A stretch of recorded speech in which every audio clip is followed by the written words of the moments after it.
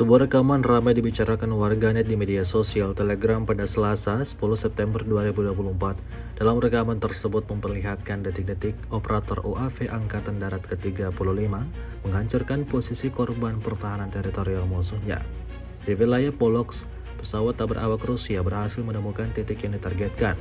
Alhasil, ledakan demi ledakan terjadi hingga video ini beredar. Beragam respon diberikan warganet.